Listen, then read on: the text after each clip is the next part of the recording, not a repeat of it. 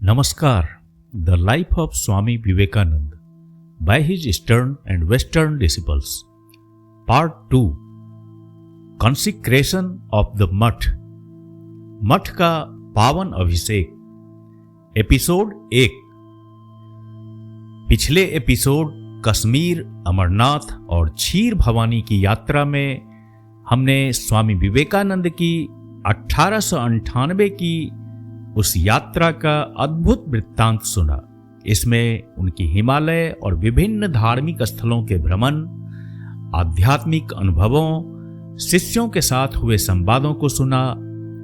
उन्होंने प्रकृति, धर्म, संस्कृति और दर्शन पर गहन विचार प्रकट किए, जैसे शैव दर्शन, ईश्वर की अनुभूति और समाज के प्रति उत्तरदायित्व। अमरनाथ गुफा में उन्हें शिव का साक्षात अनुभव हुआ, जिससे उनका जीवन और उनका दृष्टिकोण पूरी तरह बदल गया। बाद के दिनों में वे मां काली की उपासना में लीन हो गए। क्षीर भवानी में कठोर तप और भावपूर्ण साधना की। वे आत्मचिंतन, त्याग और प्रेम के प्रतीक बन गए। इस यात्रा ने उन्हें भीतर से रूपांतरित कर दिया। नेता से तपस्वी, प्रचारक से भक्त और बालक। इस नए एपिसोड में स्वामी विवेकानंद के जीवन के एक गहन और आध्यात्मिक कालखंड का वर्णन है, जब वे कश्मीर यात्रा से लौटकर बेलूर मठ पहुंचे। उनके अस्वस्थ शरीर और उनकी गहन ध्यान मग्नता ने उनके शिष्यों और सन्यासी भाइयों को चिंतित किया, लेकिन साथ ही उनकी दिव्यता और करुणा ने सभी को प्रेरित किया। अमरनाथ और क्षीर भवानी की यात्राओं में प्राप्त आध्यात्मिक अनुभवों ने उन्हें गहराई से प्रभावित किया। उन्होंने गुरु भक्ति, मठ संचालन, शिक्षा, स्त्री उत्थान और शिष्यों के प्रशिक्षण को अपनी प्राथमिकता दी। सिस्टर निवेदिता के बालिका विद्यालय के उद्घाटन, मां शारदा की उपस्थिति और पूजा तथा मठ के नवनिर्माण से जुड़ी घटनाएं इस काल के ऐतिहासिक महत्व को दर्शाती हैं। इस विवरण में प्रेम, सेवा, शिक्षा और त्याग के भावों के माध्यम से स्वामी जी की दिव्यता और मानवता की झलक मिलती है। स्वामी विवेकानंद की अद्भुत जीवन यात्रा का हिस्सा बनने के लिए इस भाग को अंत तक सुने। अगर आपको यह प्रयास अच्छा लगे तो कृपया लाइक, कमेंट और हमारे चैनल को सब्सक्राइब करें। अब आगे की गाथा सुनते हैं। जय स्वामी विवेकानंद। 18 अक्टूबर 1898 को स्वामी जी अपने शिष्य के साथ बेलूर मठ पहुंचे, जो उस समय तक भी नीलांबर मुखर्जी के घर में ही स्थित था। स्वामी जी के इस अचानक आगमन से उनके भाई सन्यासी और शिष्य अत्यंत प्रसन्न हुए, पर यह खुशी उनके चेहरे की पीली और उनकी अस्वस्थ छवि देखकर गहरे दुख में बदल गई। हालांकि कश्मीर से उनके अचानक लौटने की कोई सूचना नहीं दी गई थी, परंतु निवेदिता के पत्रों के माध्यम से उनके वहां के समाचार समय समय पर मठ पहुंचते रहते थे, जो कक्षा सभाओं में पढ़कर सुनाए जाते थे। मठाध्यक्ष स्वामी ब्रह्मानंद स्वामी जी के स्वास्थ्य को लेकर अत्यधिक चिंतित हो उठे। स्वामी जी को अस्थमा जैसा श्वास कष्ट बना ही रहता था। मठ में पहुंचते ही वे एकदम शैय्याग्रस्त हो गए। प्रातः से अपराह्न तक वे बिस्तर से बाहर नहीं आते और शायद ही किसी से कोई बात करते। स्वामी जी की बीमारी की खबर जब भक्तों तक पहुंची तो वे मठ आने लगे। गिरीश चंद्र घोष भी दर्शन हेतु पहुंचे। उन्हें यह देखकर आश्चर्य हुआ कि स्वामी जी बिस्तर से उठकर नीचे टहल रहे थे। चकित होकर उन्होंने पूछा, अरे यह क्या स्वामी जी, आप तो गंभीर रूप से बीमार बताए जा रहे थे और आप तो चल रहे हैं। स्वामी जी थोड़ी मुस्कान के साथ हल्के मजाकिया लहजे में बोले, आप देख रहे हैं ना, जैसे ही मैं आंखें बंद करता हूं, राजा का चिंतित चेहरा मेरी आंखों के सामने आ जाता है। अब मैं चल फिर रहा हूं ताकि उन्हें संतोष हो। वे मुझे बीमार मानना चाहते हैं, पर सच कहूं तो मैं बिल्कुल ठीक हूं। राजा से उनका इशारा ब्रह्मानंद की तरफ था। लेकिन बाद में स्वामी जी ने ब्रह्मानंद के मठ संचालन की सराहना करते हुए कहा, राजा का काम देखकर मैं चकित रह गया। कितनी सुंदरता से वह मठ चला रहे हैं। श्री रामकृष्ण अक्सर कहा करते थे, वह तो राज्य भी चला सकता है। स्वामी जी के शिष्य शरतचंद्र चक्रवर्ती कुछ दिनों बाद मठ आए।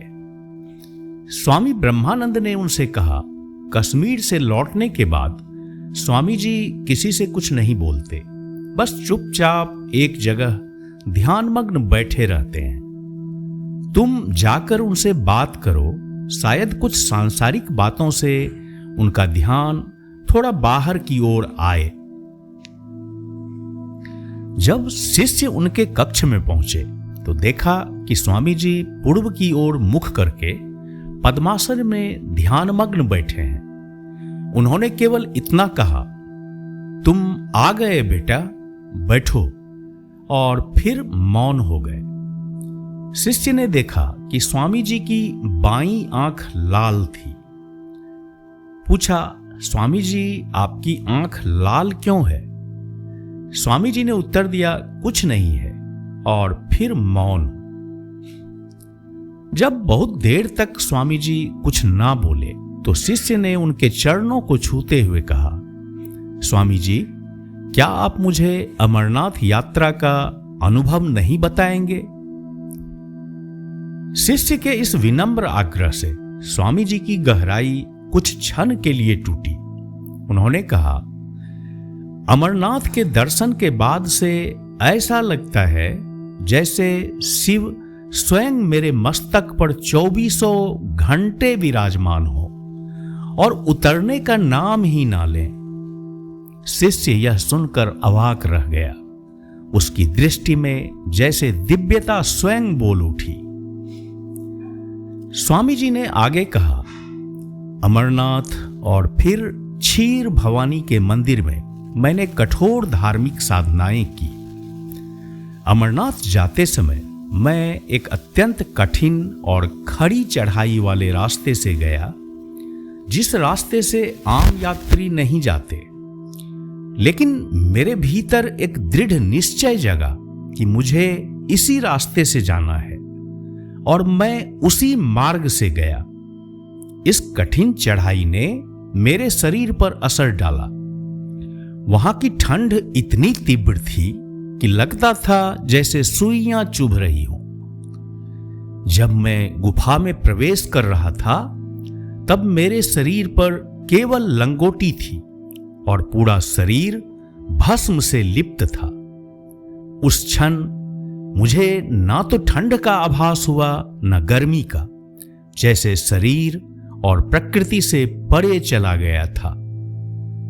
लेकिन जब मैं मंदिर से बाहर निकला तो ऐसा लगा मानो शरीर बर्फ बन गया हो, जर, ठंड से सुन्न। शिष्य ने फिर पूछा, स्वामी जी, अमरनाथ की गुफा में जो श्वेत कबूतर रहते हैं, उनके बारे में क्या यह सत्य है कि उनका दर्शन किसी मनोकामना की पूर्ति का संकेत होता है?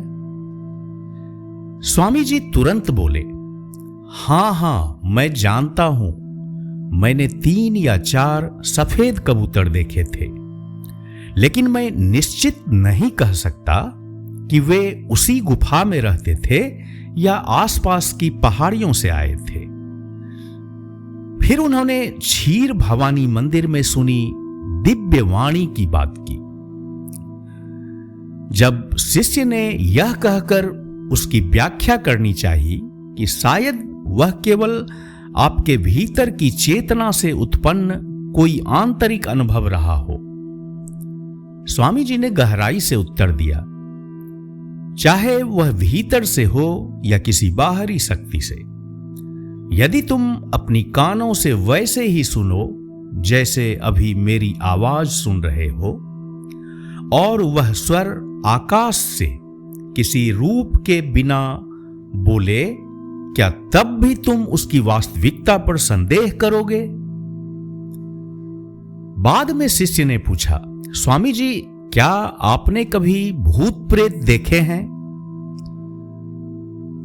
हां, मेरे एक संबंधी की आत्मा कभी कभी प्रकट होती थी और दूर दराज की घटनाओं की सूचना लाती थी, लेकिन जब मैंने उसकी बातों की जांच की तो पाया कि वे हमेशा सत्य नहीं होती थी।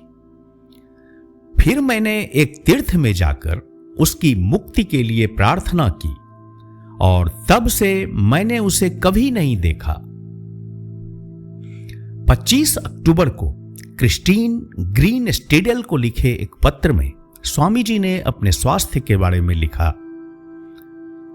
मेरा स्वास्थ्य फिर से बुरी तरह से गिर चुका है, इसलिए मुझे कश्मीर जल्दी छोड़कर कलकत्ता लौटना पड़ा।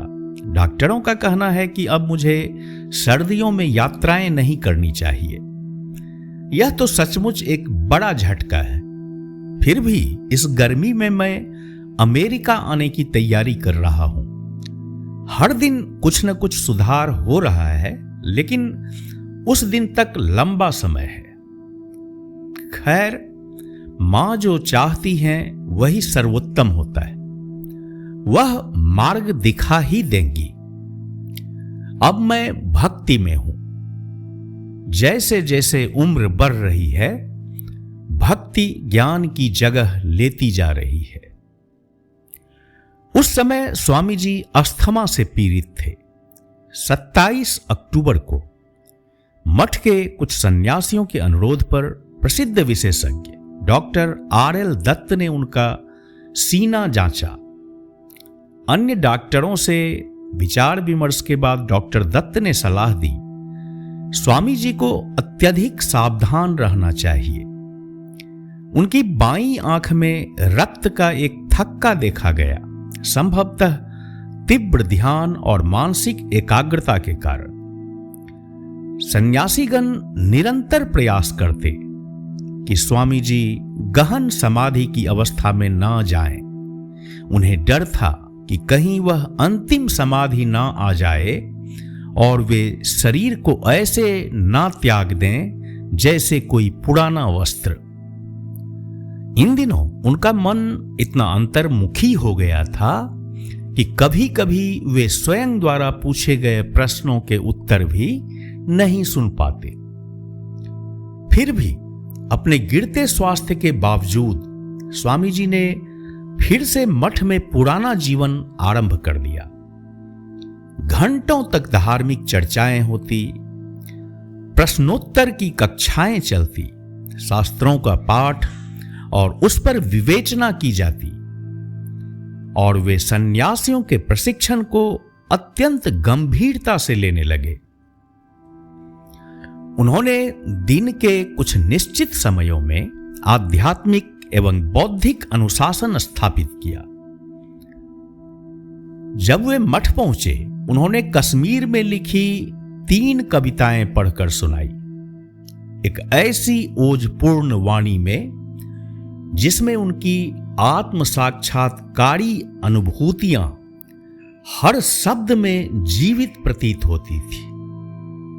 19 और 20 अक्टूबर को उन्होंने होम यज्ञ संपन्न किया। इसके बाद के 3 दिन दुर्गा पूजा के महान पर्व को समर्पित थे, जहां अनेक भक्तगण मठ में एकत्र हुए। 24 अक्टूबर को स्वामी तुरायानंद अल्मोड़ा से मठ पहुंचे। अब सब कुछ जैसे फिर से मठ में केंद्रित हो रहा था और बड़ा नगर के दिनों की भक्तिमयी चेतना फिर से प्रकट होती प्रतीत हो रही थी। स्वामी जी की अनुपस्थिति से पहले और उस दौरान जिन नवयुवकों ने मठ में प्रवेश किया था, उन्हीं में से कुछ बाद में स्वामी विमलानंद, बोधनानंद, कल्याणानंद और सोमानंद बने। इनमें पहले दो ने आलम बाजार मठ के समय संन्यास लिया था और बाकी ने नीलांबर बाबू के बाग वाले घर में। इन सभी ने वैदिक ग्रंथों, हिंदू धर्मशास्त्र और यहां तक कि भौतिक विज्ञान की भी गहन शिक्षा ली। लेकिन उससे भी अधिक महत्वपूर्ण था ठाकुर की पूजा, ध्यान और भक्ति में बिताया गया समय। 1 नवंबर से स्वामी जी का निवास स्थान कभी मठ, कभी बाग बाजार में बलराम बाबू का घर बन गया, जहां उन्हें इलाज के लिए रहना पड़ता था। लेकिन उन्होंने अपने रोग को कभी भी लोगों से मिलने और उन्हें आध्यात्मिक ज्ञान देने में बाधा नहीं बनने दिया। उन दिनों की बात करते हुए एक शिष्य ने लिखा, जब भी स्वामी जी कलकत्ता में रहते, मठ में प्रतिदिन भीड़ उमड़ती रहती। सुबह से रात 8-9 बजे तक लोग उनके दर्शन को आते रहते।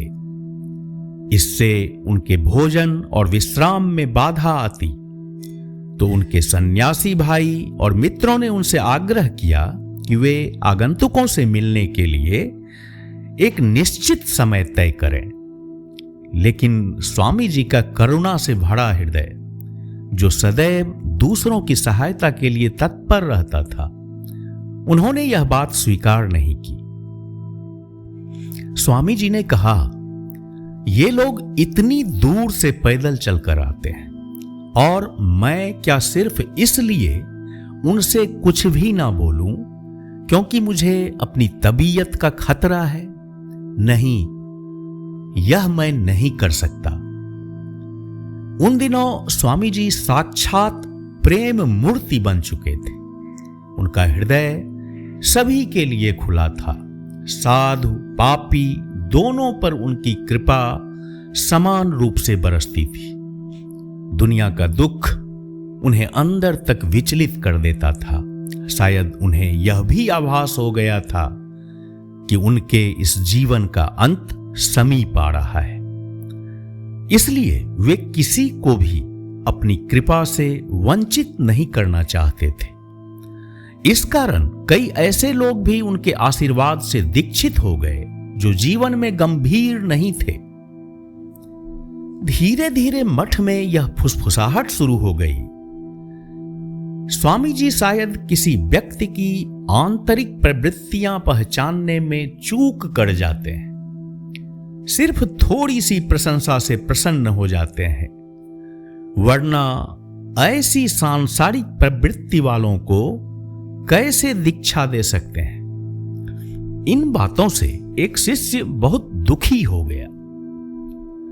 एक दिन जब स्वामी जी मठ परिसर में टहल रहे थे, वह शिष्य उनके पास आया और बोला, स्वामी जी, मैं आपसे एक बात पूछना चाहता हूं।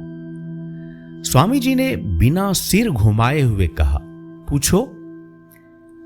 शिष्य ने कहा, मठ में कहा जा रहा है कि आप किसी व्यक्ति के भीतर छिपी प्रवृत्तियों को नहीं पहचान पाते। आप सब पर एक समान कृपा कर देते हैं, बिना यह देखे कि वे योग्य हैं या नहीं। इसका परिणाम यह हुआ है कि कई शिष्य अब भी लापरवाह जीवन जी रहे हैं। स्वामी जी अब रुकते हैं। उनका चेहरा शिष्य की ओर घूमता है। क्या तुम कहते हो कि मैं किसी व्यक्ति को नहीं जानता? जब मैं किसी को देखता हूं तो मैं केवल उसका बाह्य ही नहीं, उसके भीतर के चित्त का संपूर्ण प्रवाह देख लेता हूं। यहां तक कि कभी कभी मुझे उसके पूर्व जन्म की झलक भी मिलती है। मैं जानता हूं उसके अवचेतन में क्या चल रहा है, वो खुद भी नहीं जानता होगा। लेकिन क्या तुम जानते हो मैं ऐसे लोगों को आशीर्वाद क्यों देता हूं? वे बेचारे दर दर भटके हैं। हर द्वार पर शांति की याचना की है और हर जगह उन्हें अस्वीकार कर दिया गया। अब जब वे मेरे पास आए हैं तो क्या मैं भी उन्हें मना कर दूं? नहीं, मैं भेद नहीं करता। यह दुनिया दुखों से भरी हुई है और वे बहुत पीड़ित हैं। इन शब्दों को यदि स्वयं श्री रामकृष्ण ने भी कहा होता तो कोई आश्चर्य नहीं होता। स्वामी जी के अंदर वही करुणा, वही दिव्य दृष्टि प्रतिबिंबित होती थी। इसी बीच सिस्टर निवेदिता, जो कलकत्ता लौटकर अपने कार्य को आरंभ करने को उत्सुक थी, अमेरिकी महिलाओं का साथ छोड़कर 1 नवंबर को वाराणसी होते हुए कलकत्ता पहुंची। जैसे ही वे स्टेशन पर पहुंची, सीधे बलराम बाबू के घर गईं, जहां उस समय स्वामी विवेकानंद ठहरे हुए थे। उन दिनों मां शारदा देवी भी बाग बाजार के पास के एक मकान में रह रही थी। स्वामी जी ने अपनी प्रिय शिष्या का स्नेह और सम्मान से स्वागत किया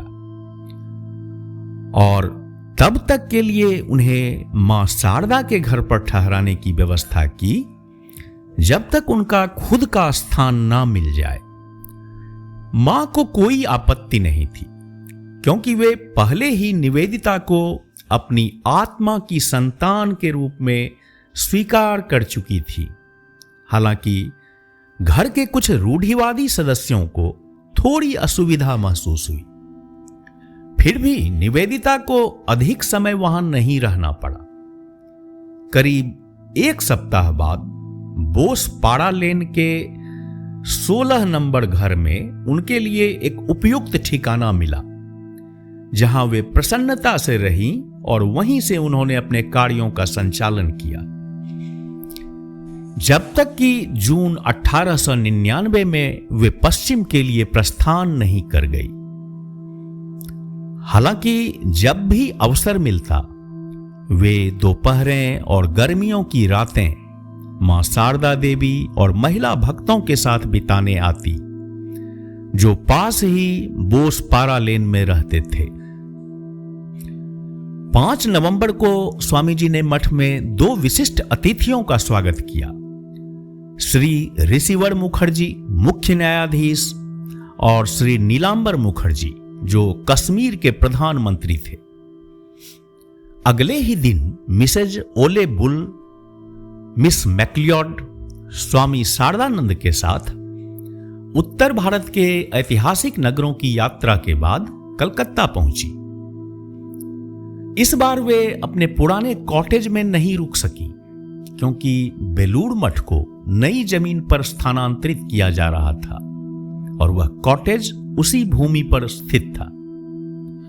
कुछ दिन वे निवेदिता के साथ 16 बोसपारा लेन में रही। फिर उन्होंने गंगा के पश्चिमी किनारे पर बाली में एक नया घर ले लिया, जो बेलूर मठ से करीब 2 मील उत्तर में था।